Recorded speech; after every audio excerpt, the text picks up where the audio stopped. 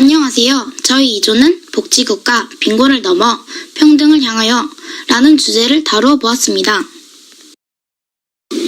저희 조의 발표 순서는 첫째, 왜 복지국가인가? 둘째, 복지국가들의 목표와 프로그램들. 셋째, 복지발전 지체의 원인과 과제. 넷째, 어떤 복지국가를 지향할 것인가? 다섯째, 참고서적 헨리 조지의 진보와 빈곤으로 이루어져 있습니다. 인류는 끊임없이 이상향을 추구해왔다. 여러 가지 예가 있지만 대표적으로 영국의 토머스 모어경이 집필한 유토피아를 꼽을 수 있다. 유토피아는 그 자체로 얼마나 이상적이었는지 불문하고 이상향적 사상을 대표하는 자리를 차지해왔다. 오늘날 유토피아라는 말은 허황된 생각이기도 하지만 다른 한편으로는 현실을 극복하려는 비판적 사고를 상징하기도 하는데, 이것은 오늘날 이상향을 추구하는 노력에 대한 양극단의 반응을 상징하는 것이기도 하다. 실제 역사 속에서 이상향을 실현하고자 했던 혁명적 시도들은 끊임없이 이어졌다. 19세기 영국의 협동조합운동, 사회주의 혁명 또한 이러한 맥락의 시도들로 볼 수 있다. 이 중에 가장 현실적이고 폭넓은 노력 중에 하나가 복지국가이다. 복지국가란 국가가 중심이 되어 책임적으로 운영하는 사회복지 및 사회보장제도를 통한 사회통합의 노력이다. 복지국가에 대한 태도의 적극성이나 구체적인 실행 방식은 나라마다 다르겠지만 절대 빈곤의 퇴치, 사회문제 예방, 경제적 불평등의 완화 등과 같은 기본 정신은 거의 동일하다. 다음 내용에서는 복지국가가 추구하는 구체적인 목표와 방법을 소개하고 복지국가 실현과 관련된 문제와 추구하는 유형을 알아보자. 복지국가의 우선적인 목표는 빈곤과 결핍으로부터의 해방을 추구하는 것이다. 가장 큰 문제는 소득 문제인데 가장의 사망, 사고 등으로 소득이 줄어들거나 급격히 늘어나서 소득에 큰 타격을 입으면 빈곤에 처하게 된다. 이렇게 빈곤 문제에 대응하는 복지국가의 대표적인 프로그램이 공공부조이다. 공공부조는 빈곤 상황에 떨어진 개인과 가족이 인간다운 생활을 할 수 있도록 해준다. 또한 일반적인 생활 유지가 어려운 가족들을 아무 대가 없이 도와주는데 무한정 도와주는 것이 아니라 취업 알선 등으로 노동에 복귀하도록 종용하고 여의치 않으면 지원을 끊는다. 우리나라의 대표적인 공공부조 제도인 국민기초생활보장제도는 모든 가구들을 최저생계비에 맞추도록 운영되는데 여기에 몇 가지 문제점이 있다. 최저생계비에 미달하는 빈곤 가구들이 급여 대상에서 제외되는 경우가 많다는 것이다. 2006년 기초생활보장수급자는 전체의 3분의 1밖에 되지 않았는데 가장 큰 이유는 부양의 무자 기준이다. 법적으로 부양의 무자가 존재하면 급여를 받지 못하기 때문이다. 2004년까지 직계혈족과 그 배우자, 생계를 같이 하는 2촌 이내의 혈족에서 2004년 이후 1촌 이내의 직계혈족과 그 배우자로 이 기준이 완화되긴 했지만 아직도 많은 빈곤 가구들이 소외되고 있다. 급여 수준에서도 문제가 있다. 기초생활보장제도의 급여 역시 최저생계비를 기준으로 이루어지는데 4인 가구 최저생계비는 2006년 전체 가구의 평균 가계 지출의 40%에 불과할 정도로 낮았다. 결론은 이와 같은 낮은 수준의 지원은 수급자들의 인간다운 생활보장과 자활을 꾀하기가 거의 불가능하다는 것이 치명적인 문제이다. 앞서 언급한 대로 공공부조는 최후의 사회 안정망이다. 여기서 공공부조가 빈곤에 대한 사후적인 노력이라면 사전적 예방 노력도 그만큼 중요하다고 할 것이다. 복지국가의 두 번째 목표는 빈곤과 결핍을 예방하는 것인데 이는 주로 사회보험제도의 의무이다. 사회보험의 특징으로는 첫째, 연금보험, 건강보험, 고용보험, 산업재해 보상보험으로 구성되어 있는 4대 사회보험이 있다. 둘째, 사회보험 제도들이 얼마나 잘 설계되고 또 운영되고 있는지가 그 나라 복지제도의 건강성을 좌우한다. 셋째, 사회보험의 원칙으로는 보편성과 포괄성 및 적절성을 보장하기 위해 정부의 책임으로 운영되는 것을 말한다.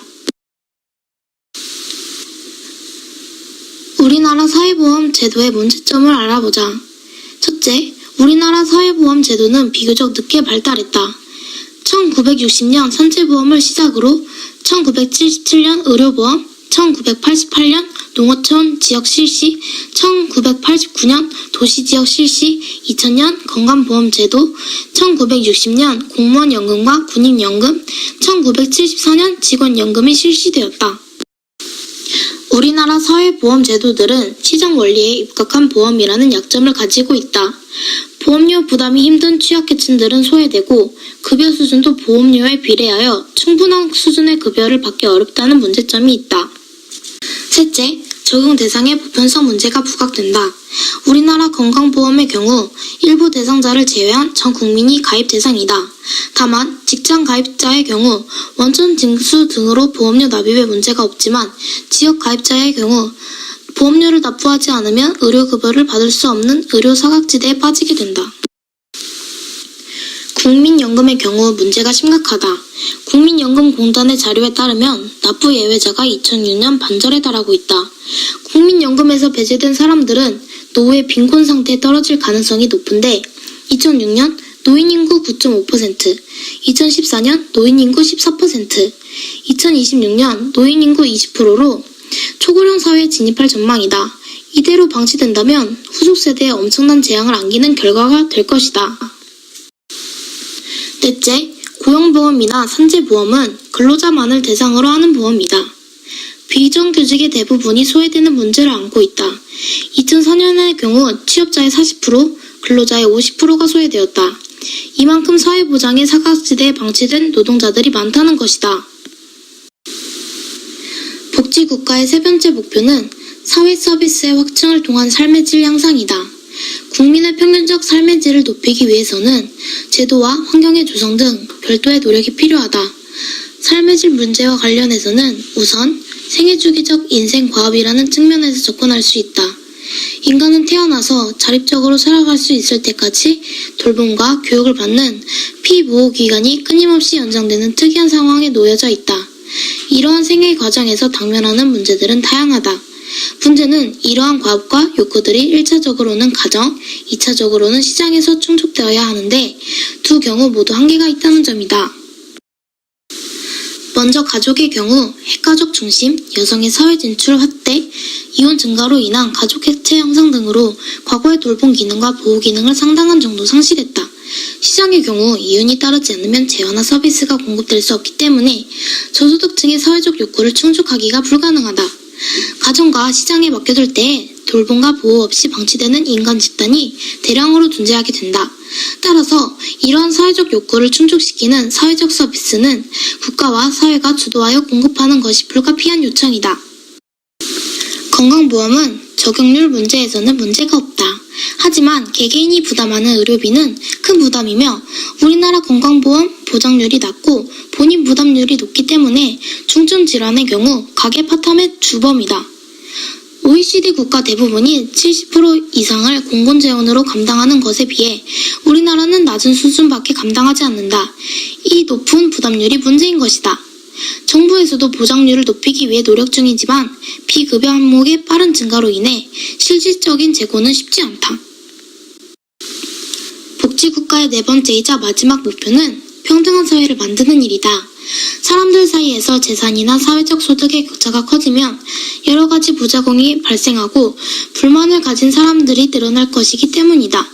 특히 자본주의 사회는 시장에서 자유와 부를 추구하는 능력을 중요시하기 때문에 상대적 격차가 커질 수밖에 없는 체제이다. 그리고 재산과 소득의 격차가 발생하게 되면 그에 대해 상속이 이루어지면서 2세대 사이의 경쟁은 대단히 불평등한 출발점을 가지게 되어 더욱 큰 격차를 결과하게 된다. 이러한 불공정성에 대해 불만이 커지면 사회해체 위험으로 발전할 수 있다. 따라서 모든 국가는 재분배 정책을 시행함으로써 불평등을 완화하려는 노력을 하게 된다.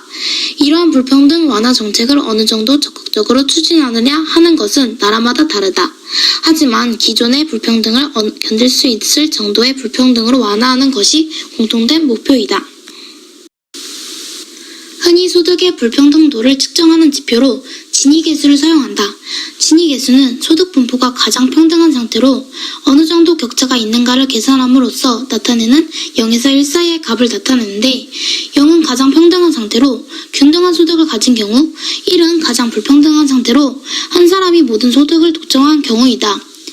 우리나라 전체 가구의 진위 개수는 외환위기 전인 1996년 0.2800, 외환위기 이후 2000년 0.3447, 완화되다가 2003년 이후 조금씩 악화되어서 2006년 0.3279, 부동산의 경우 더 심하다. 공식적인 통계는 없지만 전문가의 추정으로 0.6에서 0.7에 달한다. 이와 같은 불평등을 완화하는 것이 조세와 사회보장 지출의 재분배 역할이다. 오늘날 선진국에서는 조세와 사회보장 지출을 합한 국가에서는 GDP의 30%를 상회하는 규모이기 때문에 이를 통해 상당한 정도로 빈곤과 불평등을 완화할 수 있다. 하지만 우리나라는 이러한 효과가 크게 나타나지 않는다. 스웨덴을 보면 43.6%의 개선율, 미국은 21.5%의 개선율, 한국은 6.5%의 개선율을 보인다. 그만큼 우리나라의 조세, 사회보장 제도는 양적, 질적 측면에서 소극적이다. 따라서 소득 재분배 효과를 높이기 위한 노력이 필요하다. 복지발전 지체의 원인과 과제에 대해 알아보자. 우리나라의 사회복지의 특징은 시간의 지체성과 소극성으로 요약할 수 있다. 이러한 특징을 만든 요인은 첫째, 1980년대 말 민주화운동 이전의 역대권 정권들이 경제성장 일반도 정책을 펼치면서 분배와 재분배 문제를 경시하였다. 민주화 이후 분배와 재분배 문제가 부각되기는 했지만 곧바로 신자유주의 이데올로기에 밀려났다. 둘째, 복지정책을 중시하는 노동운동이나 이에 기반한 진보적 정당들이 거의 없었거나 있어도 세력이 미약했다. 진보 정당들은 독재 정권 하에 많은 탄압을 받아 성장이 어려웠다. 1980년대 이후 진보 정당이 출범했지만 복지국가를 견인할 정도의 세력화는 이루어지지 않았다. 셋째, 복지국가의 발전에는 진보정당의 존재뿐만 아니라 선거 국면의 정책 경쟁도 중요한 국면의 동인이었다. 하지만 우리나라는 복지정책이 선거의 중요 이슈로 제기되지 못하고 있는 상황이었다. 이는 복지정책의 헌신적인 당이 존재하지 않거나 힘이 약하기 때문이고, 다른 한편으로는 사회복지에 대한 국민들의 경험 수준과 감수성이 높지 않아서 그렇다. 제도적 허점 존재의 요인으로는 첫째, 우리나라에서 아직 사회보장이 국민의 기본적 권리로 확실하게 확립되지 못했기 때문이다. 둘째, 실질적으로 사회보장의 수준을 결정하는 정부의 복지비 지출 수준이 낮았기 때문이다. 따라서 우리나라가 복지국가의 길로 들어서기 위해서는 복지와 재분배를 중시하는 이념적, 정책적 지향이 확립되어야 하고, 복지를 지지하는 세력이 진보정당을 중심으로 형성되어야 하는 것이 과제이다. 우선은 복지국가, 복지사회에 대한 시민적 공감대를 형성하는 것이 선결 과제일 것이다. 다음으로 어떤 복지를 지향할 것인가에 대해 알아보자. 우리나라는 1인당 GDP 2만 달러를 달성하고 경제 규모도 세계 10위권으로 도약했다. 경제적 측면에서 보면 선진 산업 국가들을 바짝 추격하고 있다. 복지 수준에서 보면 경제적 측면에 비해 크게 미치지 못하고 있다. 또한 고성장, 저복지 사회의 모습을 보여주고 있는데, 경제적으로 빠르게 성장하는 사회에서는 치열한 경쟁이 불가피하다는 것을 말해준다. 복지국가란 자본과 노동 어느 한쪽의 생존만을 지향하지 않는다. 따라서 상호 존중과 양보가 필요한데, 이러한 타협이 가능하도록 뒷받침하는 것이 사회보장 제도인 것이다. 현재 우리나라는 이미 다양한 복지제도를 구비하고 있고 그에 대한 의존도가 커져가는 상황이다. 따라서 문제는 적극적인 복지사회를 지향할 것인가, 아니면 최소한의 복지제도에 의존하는 시장 중심적 사회를 지향할 것인가가 우리가 선택해야 할 과제이다. 이러한 방향 설정과 관련하여 선진 산업 국가들의 사례를 참고할 수 있다. 스웨덴은 GDP의 30% 이상을 정부의 복지비로 지출하는 가장 발전된 복지국가이다. 그와 반대로 미국은 OECD 국가 중 가장 낮은 수준인 GDP가 15%에서 16%만을 지출하는 시장 중심적인 소극적 복지국가이다. 미국은 스웨덴과 비교할 때 1인당 GDP와 실업률에서는 조금 우세하지만 그 외 대부분의 사회 지표에서 열세이다. 실업률의 경우에는 미국의 4.5%, 스웨덴이 7%로 미국이 양호하다. 하지만 미국의 경우 중위소득의 절반도 못 미치는 상대적 빈곤층이 17%에 달하는 것으로 볼 때 미국의 하위 계층이 선택할 수 있는 직업의 질이 높지 않다는 증거를 볼 수 있다. 스웨덴은 평균 수명이나 영아 사망률에서 영월뿐만 아니라 상대적 빈곤이나 진위 계수로 본 소득 분포 등에서 우수하다. 상위 20%의 인구의 소득 점유율에서 미국은 45.5%로 스웨덴의 36.6%에 비해 훨씬 높다. 진위 계수도 각각 0.408, 0.25로서 같은 경향을 보여준다. 대표적인 사회 정책인 보건의료 영역에서도 양 국가는 아주 대조적이다. 미국은 전 국민적인 의료보험 없이 민간 의료기관과 사보험회사의 바탕을 둔 시장 의존적 체계를 가지고 있다. 스웨덴은 조세를 재원으로 하는 국영의료 서비스 체계를 가지고 있다. 미국은 국민 총 의료비 지출에서 GDP의 15.4%를 사용하지만 국민의 16%가 의료보험 적용을 받지 못하고 있다. 시장 의존적 보건 의료 체계가 고비용, 저효율 구조임을 볼 수 있다. 살인 건수나 교도소 수용 인원 같은 사회 병리적 지표에서도 두 사회의 모습은 대조적이다. 살인 건수는 미국이 스웨덴보다 2배로 훨씬 넘는다. 교도소 수용자 수는 738명 대 82명으로 비교조차 어렵다.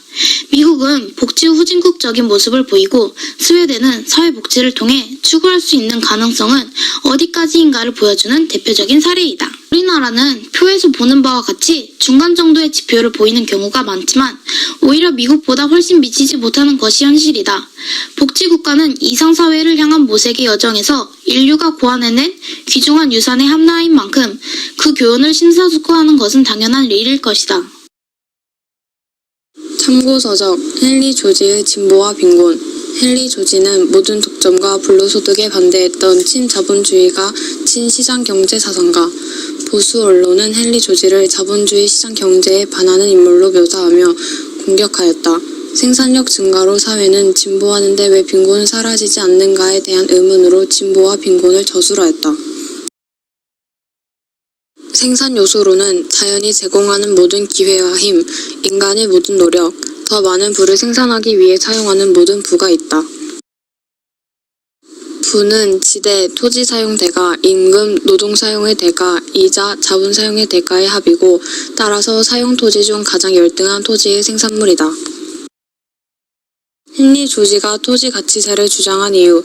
토지 사유에서 발생하는 부조리 심각, 오랜 세월 확립된 토지 사유제를 부정할 수는 없음. 따라서 토지 가치세라는 점진적이고 합법적이며 친시장적인 대안 제시. 토지 가치세의 긍정적 효과. 토지, 부동산에서 발생하는 불로소득이 사라진다. 사람들이 더 이상 이득이 없는 부동산 투기에서 생산적 활동으로 눈을 돌린다. 따라서 소득 증대, 경제 성장 효과가 있다. 부동산 투기가 한국의 망국병인 이유. 한쪽에 부동산 가격 폭등으로 폭리를 취한 부동산 부자들이 있다면 다른 쪽에는 집세 인상으로 고통받는 시민이 있다. 따라서 비생산적인 부동산 투기 게임 때문에 불평등이 커지고 성장이 저해되었다. 지금의 한국은 헨리 조지 사상의 실현으로 망국병을 치료하고 나라의 틀을 바꾸어야 한다. 토지 가치세를 실시하여 극심한 빈곤과 주기적인 경제 불황을 퇴치해야 한다. 토지 가치세를 주장하는 것은 단지 세금 제도를 개선하는 것이 아닌 근본적인 사회 구조와 변화를 말하는 것이다. 시대에 발맞추어 우리 시대는 불평등을 만들고 자유를 파괴하는 힘을 품고 있다. 자유는 우리에게 또다시 찾아온다. 투표하는 것으로는 충분하지 않다. 법 앞에 평등하다는 것만으로는 충분하지 않다. 사람들은 실제로 기회의 평등과 삶을 꾸려나갈 수 있는 기반이 필요하다. 사람들은 모두 자연의 기회 앞에 평등하다. 이것은 우주적 자연법이다. 이것은 수세기에 걸친 교훈이다. 한 사회의 기초가 정의 위에 서 있지 못한다면 그 사회는 무너질 것이다. 이상으로 2조의 발표를 마치겠습니다. 감사합니다.